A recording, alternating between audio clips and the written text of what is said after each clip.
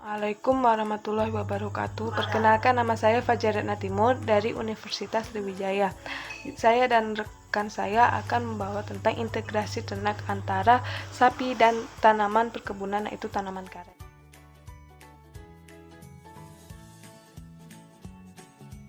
Sebelum itu, sistem integrasi ternak sapi dan tanaman perkebunan merupakan suatu bentuk simbiosis mutualisme antara ternak dan tanaman perkebunan. Nah, bagi ternak, keuntungan yang diperoleh adalah secara tidak langsung meningkatkan produktivitas ternak karena tercukupinya kebutuhan hijauan makanan ternak yang berasal dari hijauan yang tumbuh di bawah perkebunan. Sementara, bagi tanaman perkebunan, keuntungan yang diperoleh adalah tersedianya pupuk kandang yang berasal dari kotoran ternak yang secara tidak langsung berpengaruh pada efisiensi biaya pemupukan, di samping biaya penyiangan.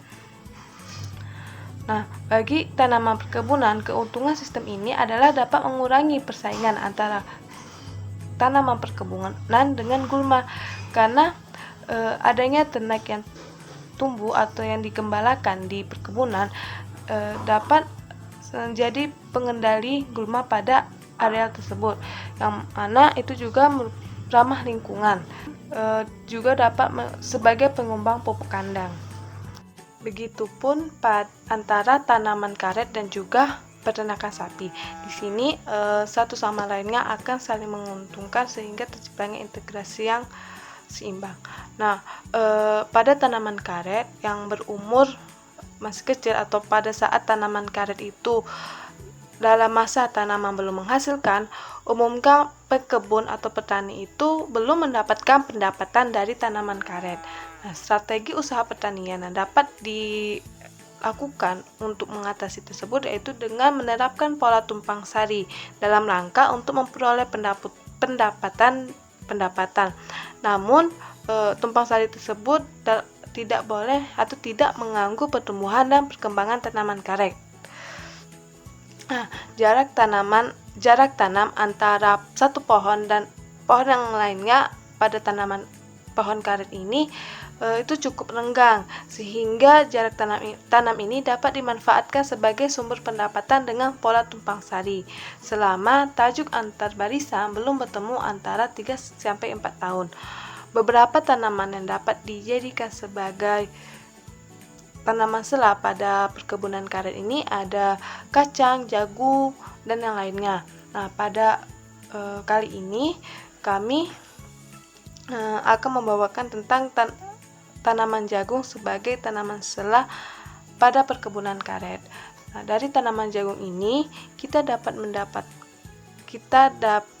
memperoleh jagung itu sendiri, dan juga limbah atau bekas-bekas dari tanaman jagung itu dapat dimanfaatkan sebagai pakan ternak. Ketika tanaman karet telah berumur tanaman menghasilkan atau ketika tajuknya sudah saling menutupi, sapi dapat digembalakan di area tanaman karet.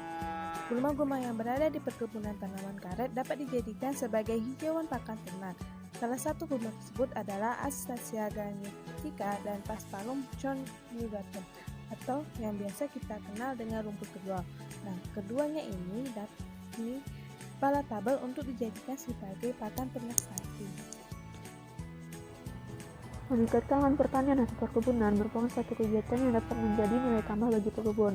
Di antaranya itu dapat meningkatkan pendapatan setelah ataupun sebelum kebun utama menghasilkan. Kedua, dapat meningkatkan biaya operasional usaha perkebunan. Yang ketiga, dapat meningkatkan kesuburan tanah.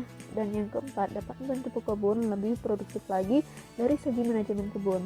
Kemudian, adapun lahan kebun yang dapat dimanfaatkan untuk kegiatan tersebut adalah dengan memanfaatkan tanaman hortikultura.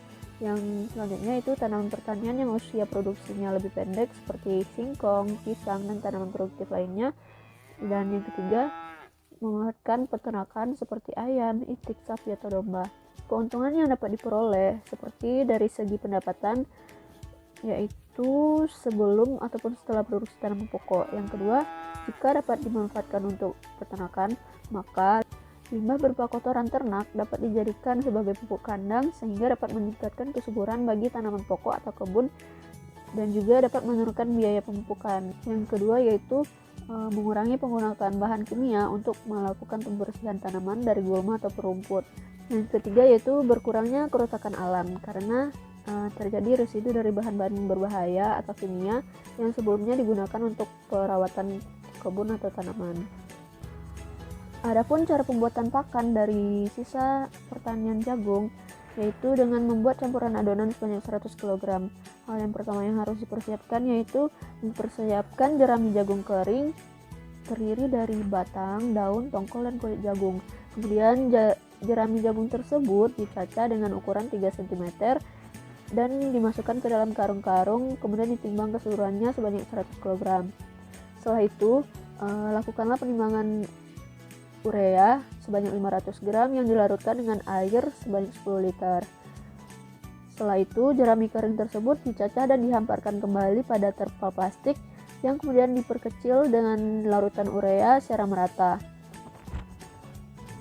Berilah larutan urea tersebut sedikit demi sedikit sehingga menjadikan jerami tersebut cukup lembab. Setelah itu, masukkan kembali jerami tersebut ke dalam karung-karung dan kemudian ditutup rapat sehingga proses amoniasi berlangsung hingga 3 minggu.